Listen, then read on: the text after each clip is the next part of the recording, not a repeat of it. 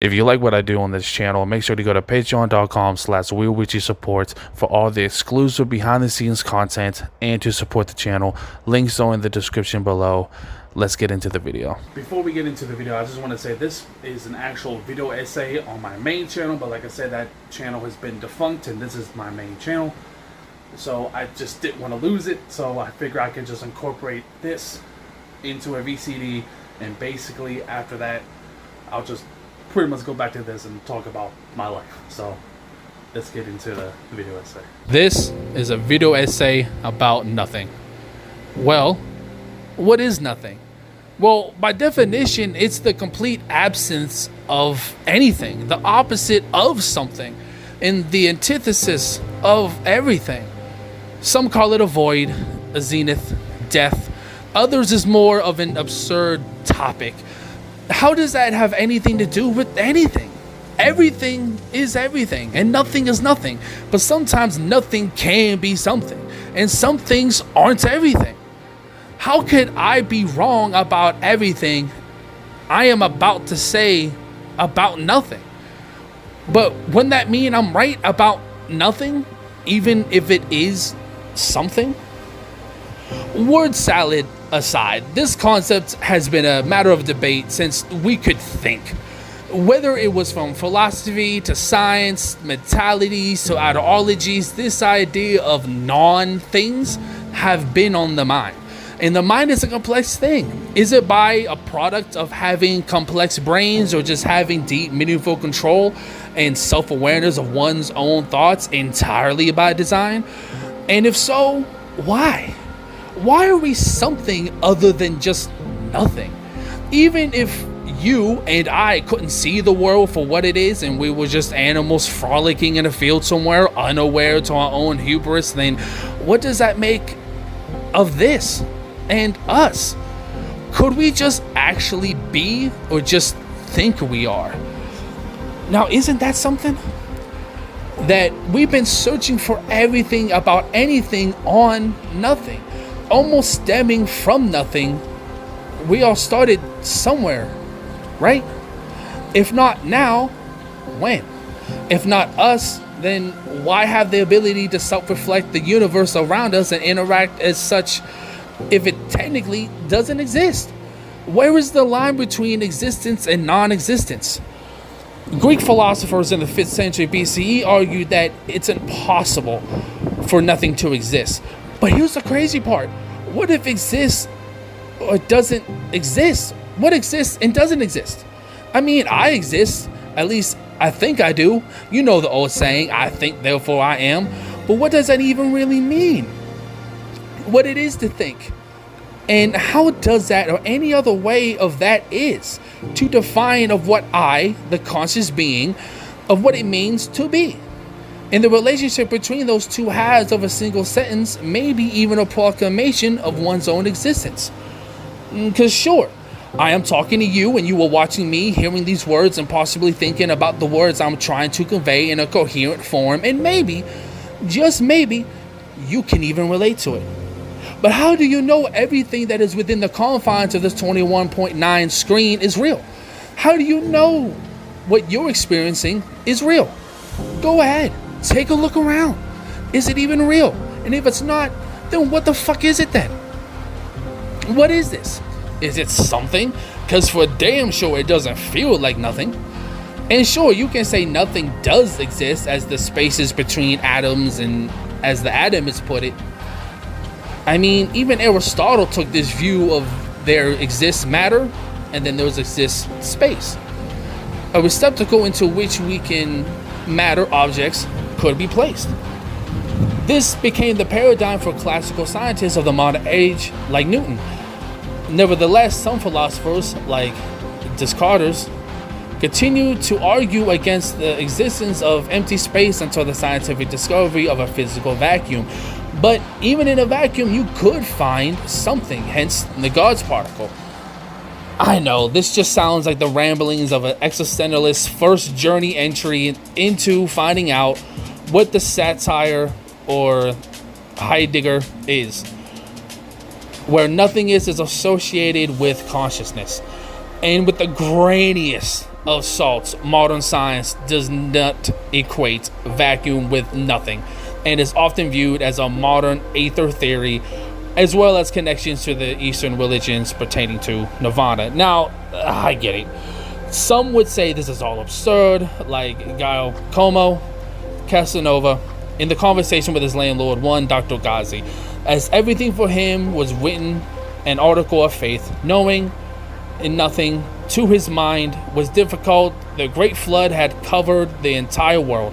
Before, men had the misfortune of living 1,000 years. God conversed with them. Noah had taken 100 years to build the ark, while the earth, suspended in air, stood firmly at the center of the universe that God had created at nothingness. When I said to him and proved to him that the existence of nothingness was absurd, he cut me short, calling me silly. Very silly indeed, but that argument has some merit. How can something that doesn't exist, aka nothing, could be full of itself, i.e. nothingness? This has been treated as a serious subject matter for a very long time, and even causing linguistic traps over the meaning of nothing. As is an example some would use not being when discussing certain topics to make it clear for what is being talked about. As Parmenides argue that nothing cannot exist by the following line of reason. To speak of a thing, one has to speak of a thing that exists. Since we can speak of a thing in the past, that thing must still exist in some sense. Now, and from this, he concludes that there is no such thing as change. As a corollary, there can be such thing as coming into being, passing out of being or not being. Even Socrates and Plato largely agreed, but Aristotle differed. Although these opinions seem to follow logically in a dialectical discussion, yet to believe them seems next door to madness as one considers the facts. The facts of life, perhaps? It's hard to say exactly what any of these men truly meant when discussing an abstract idea such as complicated as nothing. We can try to understand, but how can you understand something that technically by its definition isn't there? It's paradoxical by its very nature, and yet this idea still perplexes imaginations alike. Sure, this was a long time ago, but even in recent times, people agreed and or disagreed about it. Even Albert Einstein's concept of space-time has led many scientists to adopt a position of remarkably similar to Parmenides. Especially in this particular instance was on the death of his friend, Michel Bezo. Einstein consoled his wife with the words, "Now he was departed from the strange world of little ahead of me. That signifies nothing. For those of us that believe in physics, the distinction between past, present, and future is only a stubbornly persistent illusion." So, if it's an illusion, is death an illusion? And if death is an illusion, does that make life itself an illusion too? I mean, you know the words, row, row, row your boat gently down the stream. Merrily, merrily, merrily, life is but a dream. We all have dreams. And physically, I'm sleeping in my bed, but mentally I'm somewhere else. Consciously not there. I guess that's why we sleep. And sleep is the cousin of death. But let's take it back for a second. We all remember that life is but a dream, but who knew something we learned as kids can be deeply profound? We took it as nothing, but anything can be everything if you're willing to give it something, even if it is from nothing. But if life is but a dream, does that mean in death we wake up and be alive? In what way, shape, or form? And if we could spend an entire day as that other being that is alive and we go back to sleep, what happens then? Are we truly the masters of our own domain, or just another cog in the wheel of existence? Is it just all for nothing? Like the idea of God creating the world out of nothing, but why? Wouldn't we just be fine with nothing? No pain, no suffering, no joy or bliss, just in a perpetual state of nothingness? We would just be nothing. Wouldn't we just be as fine as if nothing and none of this has ever existed in the first place? And what does that mean if something exists? We and others around us exist. Doesn't that count for something? There are going to be more people not going to exist rather than exist. That seems special, huh? I guess that's why we've been looking for answers ever since I think, therefore I am. And this understanding varies wildly between cultures and physiological traditions. For instance, in some forms of Buddhism, unlike nothingness, there is considered to be a state of mind called emptiness. Achieving this state of mind in this tradition allows one to be totally focused on a thought or activity at a level of intensity that they will not be able to achieve. They were consciously thinking, an egoless state. I'm sure you heard this from others, and that are way more experienced than me. I mean, an egoless state, if one's ego is at play, then one purely doesn't have one. And does that one go about that? How does one go about an egoless state? To become nothing consciously, aka to delve into ego death. And if you could kill an ego, could you kill off one's soul? What is a soul? What's a soul worth? Does it even have worth or value? We have these negative numbers, but it's still nothing. So those layers to nothingness. Nothing is multifaceted device in which we use math and coding and even to control the actions of our own thoughts and feelings. We like nothing sometimes, or use it in a phrase like, oh, it was nothing, when helping someone. Or another phrase is, doing nothing is something. Saying nothing says everything.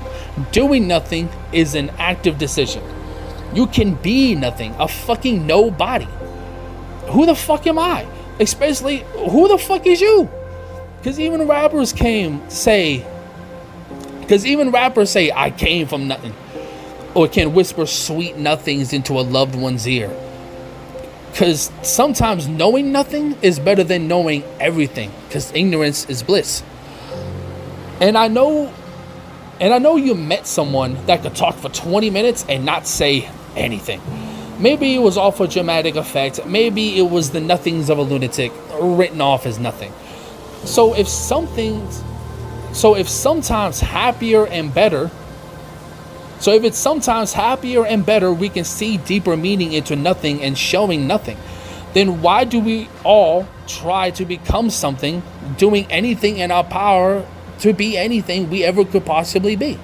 Why are we afraid of being nothing, a nobody, to not exist and be nothing? We all could just be dead, right? We're playing the same old dream. And like I said before, if death is an illusion, wouldn't that make life an illusion too, as well? As an ego death, an illusion on top of an illusion too? The murdering of nothing into something sounds contradictory, right? From Taoism to hippies doing shrooms and everyone in between, and everyone at some point had experienced the death of something, a journey into nothing. You're welcome. I could go on about nothing, but something is telling me that there's nothing left for me to say. I guess you could take that as something. Maybe there is something to this video essay about nothing, but maybe it was all for nothing. So, thanks for nothing, I guess.